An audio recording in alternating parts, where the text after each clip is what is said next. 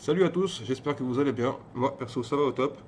Comme vous pouvez le voir, je viens de recevoir ces deux petits bijoux que je vais vous présenter avec grand plaisir pour cette nouvelle vidéo. Alors, on va commencer par la box. Vous avez bien compris lequel c'est tapis choisi. Du coup, à l'ouverture, il y a le certificat d'authenticité avec le numéro de série. Et sort le petit bijou que voici. Donc moi j'ai choisi en version dorée. Voilà.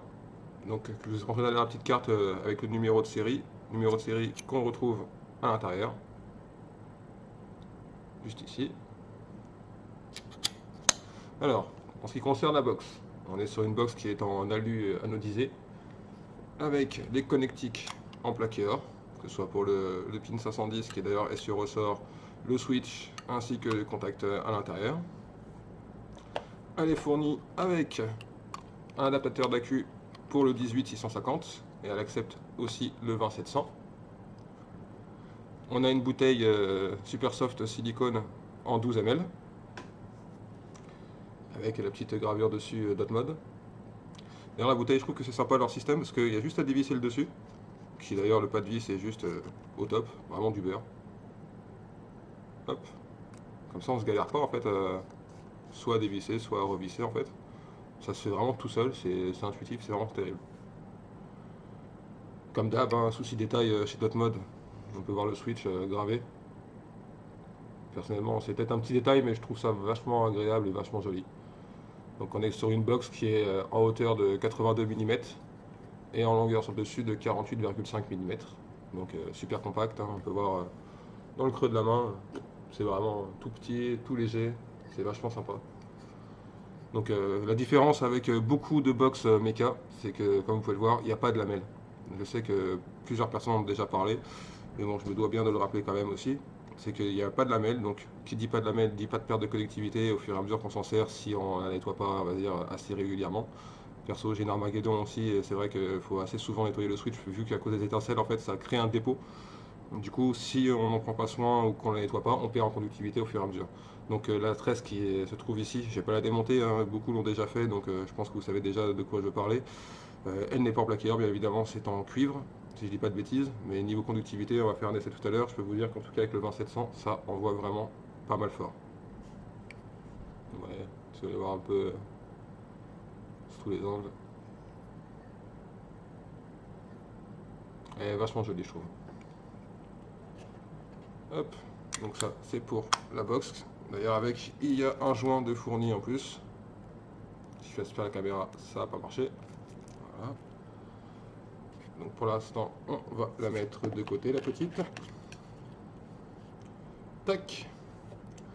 Et là, on se retrouve avec le RDA qui va avec, comme d'habitude. Vous pouvez remarquer que la présentation chez Dotmod est quand même vachement jolie et vachement soignée. Donc là, on a la dot key qui va permettre de démonter et de remonter les différentes petits pins qui sont fournis que je vais vous montrer. Donc, de fournis, il y a une paire déjà de fusées qui est fournie. Hop. Il y a un pin 510 qui n'est pas bottom. La petite vis du dessus, pareil, qui est pas creusée, mais je vais vous montrer la différence avec l'autre qui est déjà installé sur le dripper. Et on a le ressort. Donc voilà, ça c'est un peu tout ce qui est fourni en plus. Tac, on va remettre tout ça là-dedans sans rien perdre, ça serait ballot. Hop, on a le 810 en ultime. Si je galère pas trop à le sortir, ça pourrait être pas mal. 810 en ultime, qui est d'ailleurs propriétaire. Je sais pas si vous voyez bien, on a un petit pas de vis en fait. C'est pas un drip tip comme un goon où on a juste à plugger et hop, c'est qu'en fait il y a un pas de vis. Donc on pourra pas mettre d'autres drip tips qu'on souhaite, donc pas perdre celui-ci ou ne pas l'endommager, sinon on serait un petit peu coincé. Peut-être qu'ils vont sortir après un add-on pour pouvoir mettre un peu le drip tip qu'on veut, mais en tout cas pour le moment, il faut faire avec celui-ci, il n'y a pas le choix. Et bien évidemment, on se retrouve avec le dripper. Donc pour le souci du détail, j'ai choisi la version gold avec le logo lui aussi en gold. Comme vous pouvez le voir, il brille bien. Le gold est vachement joli, je trouve. Donc pareil, on est en alu anodisé comme pour la box. On est sur un diamètre de 24 mm et hauteur comme là, sans le grip tip, de 24 mm aussi. On a le plateau qui est en plaqué or, des petites gravures en dessous, pareil avec le numéro de série, et on va retrouver le même certificat avec le numéro de série à l'intérieur de la boîte. Et on va regarder ensemble le plateau. Donc moi j'ai déjà monté dessus mes résistances, alors je ne l'ai pas encore testé, j'ai pas encore papé dessus. Je me dis on va découvrir ça ensemble. Tout ce que je peux vous dire c'est qu'on peut faire soit des double coils, soit single coil. Hop, moi perso je l'ai monté avec double coil. Flimewire encore, NI80. Un 2x5 tours espacé sur un axe de 3. Donc on va se retrouver normalement sur du 0,15. Voilà. On est à 0,15. Donc le plateau, qu'est-ce qu'on peut en dire? C'est un peu comme un plateau Velocity. Attendez, j'essaie de faire une mise au point pour essayer de que ce soit plus net. Si ça va bien se faire. Voilà, ça me paraît pas trop mal. Donc en fait la différence avec le Velocity normal où il y a on va dire les 4 trous pour rentrer ces coils, c'est que là en fait c'est un système d'étau. Quand on dévisse la vis d'ici, il y a en fait les étaux qui viennent en fait s'ouvrir ou se refermer si on visse ou dévisse. Du coup on a juste à ouvrir, on place bien ces coils, alors, on coupe les pattes à la bonne longueur et tout ça, rien ne se touche. Une fois qu'on les a bien calés, on a juste à revisser ici. Et en fait ça fait comme un étau, tout vient se resserrer sur les coils. C'est vachement pratique, c'est pas prise de tête, c'est bien fait, c'est bien pensé. Et du coup, on a la petite vis du dessus qui est, elle, à son tour percée pour en fait pouvoir faire permettre de passer le liquide quand on est en BF. Parce que chez d'autres modes, ils ont fait pas comme on va dire chez les autres. C'est que le liquide, au lieu d'arriver de par la cuve et de venir irriguer les cotons par là-bas, ça va faire l'inverse. C'est que le coton, il va sortir par ici et tomber sur les coils. Je trouve que c'est sympa, c'est assez ingénieux. Je pense que ça pourrait être assez pratique dans le BF. Du coup, ce qu'on va faire, c'est qu'on va le cotonner et on va tester ça. Hop, on va essayer de refaire une petite mise au point. Voilà, ça me paraît pas mal. Du coup, coton bacon V2, comme assez souvent. Et on va se tester ça. Hop. Alors, je ne sais pas encore ce qui rend niveau saveur, niveau vapeur. Je ne l'ai pas encore testé. J'ai juste monté les résistances dessus pour gagner un petit peu de temps, si je peux dire. Du coup, on va découvrir ça ensemble. Pour le cotonnage, hein, c'est comme d'habitude. Rien de bien compliqué. Hop. On passe au coton d'un côté. On fait une petite pointe pour que ça puisse passer tranquille. Hop. Donc je crois que je suis pas très bien réveillé. Tac.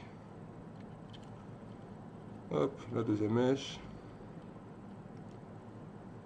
Du coup pour le cotonnage, on va pas passer le coton sous les coils. Les coils ici en dessous, on va laisser libre pour que l'air puisse bien circuler. Et on va venir en fait mettre le coton sur les côtés. Comme ça en fait quand le liquide va tomber, comme vous voyez, c'est comme un système d'empreinte cruciforme sur le dessus. Du coup quand le liquide va remonter par le trou, il va venir se déverser par chaque petite rigole. Du coup on va pouvoir le faire bien tomber sur le coton qui est à côté, en plus de faire tomber sur les coils. Hop. On coupe ça. On coupe ça. Pareil de l'autre côté.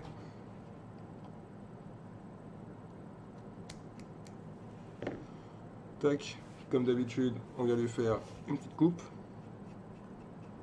On vient désépaissir tout ça. Comme chez le coiffeur, pareil, c'est désépaissi. Tac. On vient redécouper du coup ce qui se travaille. Et on vient placer son coton.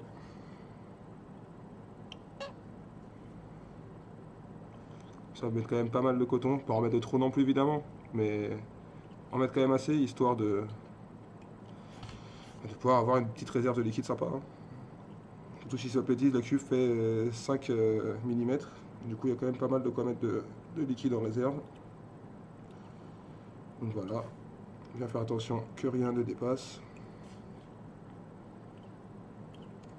Hop, et voilà.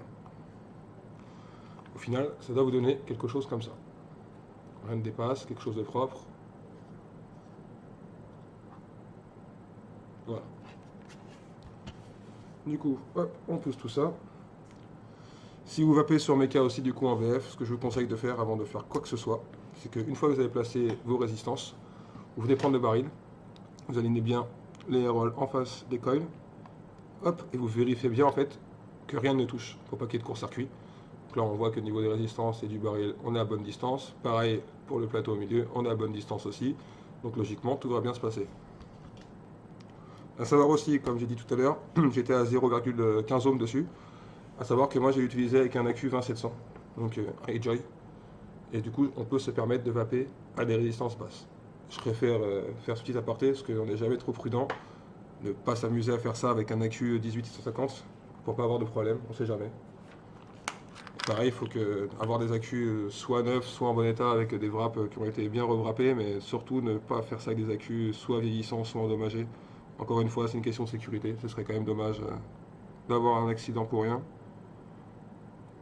Hop, on vient quand même imbiber tout ça pour pouvoir tester un premier shoot, voir si tout se passe bien. Tac. Donc le dripper, comme je disais, je ne l'avais pas encore testé.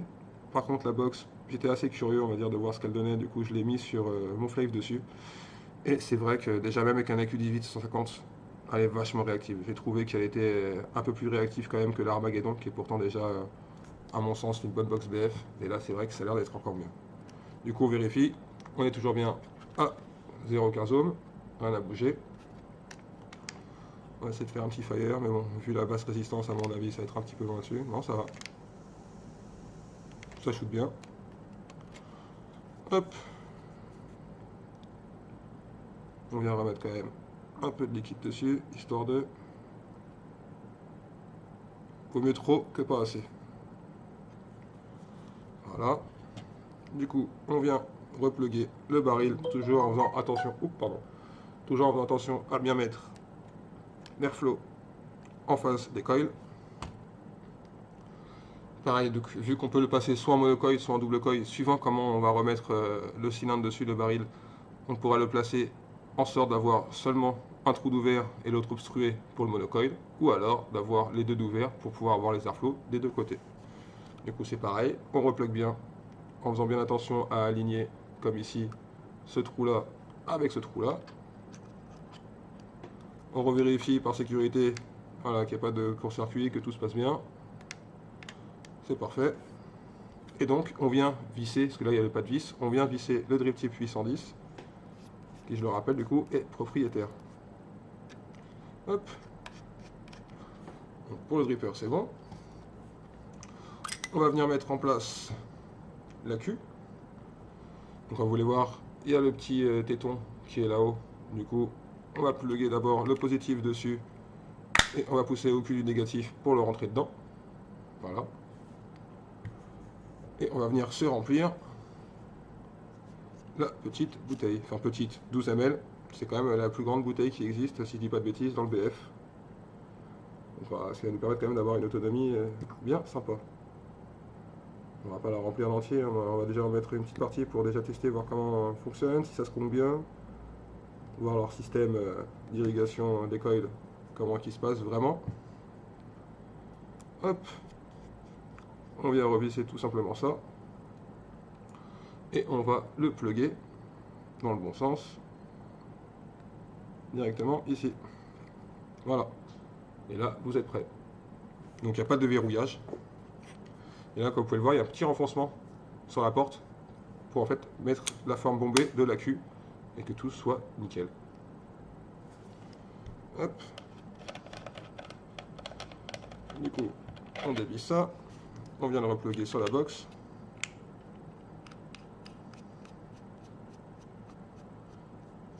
Voilà. On va voir comment ça shoot avec le 20700. Ça shoot quand même pas mal. Hein. Et alors, on va voir comment se passe. On va essayer de refaire une petite mise au point.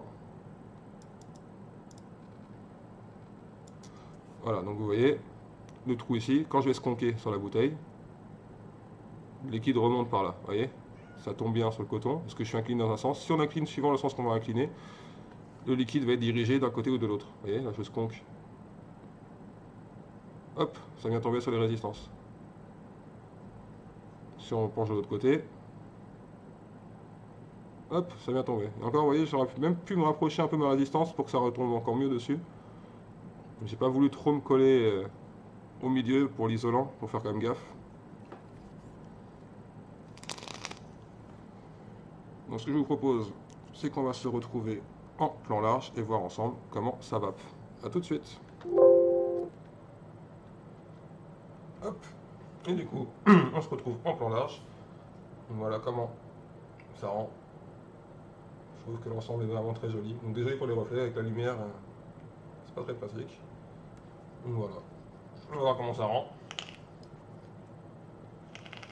Ça shoot bien. Bon, maintenant on va voir le rendu.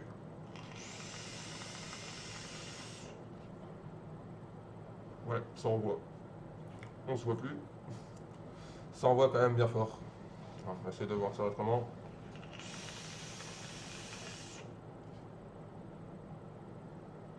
Ça envoie pas mal. Niveau saveur, c'est très bon. Alors bon, c'est sûr que c'est pas, pour moi en même temps c'est normal, là il est en double coil, c'est pas la même conception, c'est pas pareil, je suis habitué à vaper sur le Flave. Mais bon, c'est pas un Flave, c'est sûr, c'est une évidence, mais par contre je trouve que le rendu saveur est quand même vachement bon. Voilà. Le rendu saveur est vachement sympa, je reconnais bien mon liquide. Pardon. C'est pour ça que d'ailleurs je l'ai retesté encore avec le cinéma, parce que dès que j'ai un nouvel atto ou un nouveau dripper, je teste avec le cinéma, vu que c'est un liquide que je connais par cœur et que j'apprécie énormément. Et bon, moi je me fais directement une idée de son rendu de saveur. Mais c'est vrai que je suis agréablement surpris de par ce petit setup.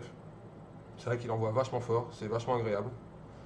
Donc niveau point positif, bah, j'ai envie de dire à peu près tout. Les 12 ml c'est vachement sympa. Le fait qu'elle soit compatible à Q20 700 et 18 150, ça aussi c'est un plus. La qualité de finition, vraiment c'est au top. La soft bouteille en 12 ml c'est terrible et quand on se conque, ça se conque direct. Au niveau du tripper pareil, comme je vous ai montré tout à l'heure, on a juste à se conquer et paf, la goutte elle tombe. Hop, un côté de l'autre, on est tranquille, il n'y a plus qu'à vaper. Franchement en négatif, je vois vraiment rien à lui reprocher, vraiment. C'est beau chercher là. Bon, après je suis à froid, mais ouais, je trouve pas de défaut. Je trouve pas de défaut. Si, le seul défaut qu'on pourrait citer, et encore défaut, oui et non, c'est par rapport au triptyque que je vous ai dit, t'es propriétaire. Du coup, bah, c'est vrai que si on aurait aimé mettre son propre triptyque qu'on a sur un autre atto, que ce soit sur un Goon ou autre, c'est dommage parce que du coup on pourra pas le mettre. Mais hormis ce léger défaut, si on peut appeler ça un défaut, bah franchement il n'y a rien à les reprocher. Que ce soit la qualité de finition de l'ensemble, que ce soit le packaging de l'ensemble, pareil c'est du tout bon. Comme d'hab avec chez Dotmod, c'est toujours beau, c'est toujours bien présenté, c'est toujours classieux. Je pense qu'on est sur un bon petit setup vachement sympa. Donc après c'est qu'un avis personnel, mais au prix de revient on va dire du setup complet, on est peut-être à 10 ou 20 euros de plus que par exemple une box de modeur en impression 3D. C'est à mon avis personnel, je trouve que c'est plus sympa et plus agréable ce setup là qu'autre chose. Après encore une fois, ça n'engage que moi, ce n'est que mon ressenti personnel et en aucun cas ce serait peut-être le vôtre ou pas, mais en tout cas voilà, c'est le mien et j'en suis vachement content de ce setup. Je vous dis d'habitude je suis sur la Armageddon où j'ai aussi la VT box, j'ai plus une Frokenskull, enfin j'ai plusieurs box BF différentes parce que c'est vrai que je suis fan du principe. Et très sincèrement là, ce setup là, je pense qu'il va vite devenir mon setup favori de BF. Que ce soit pour sa contenance de 12 ml, ça c'est vachement pratique. Et que ce soit surtout pour le rendu global on va dire du setup. C'est vachement sympa, je le trouve vachement joli. Bon après ça c'est une affaire de goût, hein, comme on dit, les goûts et les couleurs, chacun les siens. Mais personnellement j'en suis vachement content. Donc voilà, j'espère que vous avez appris certaines petites choses et si vous avez des questions, n'hésitez pas à les poser dans l'espace commentaire, ce sera avec plaisir que je vous répondrai. Sur ce, bonne journée à tous et bonne vape. Salut!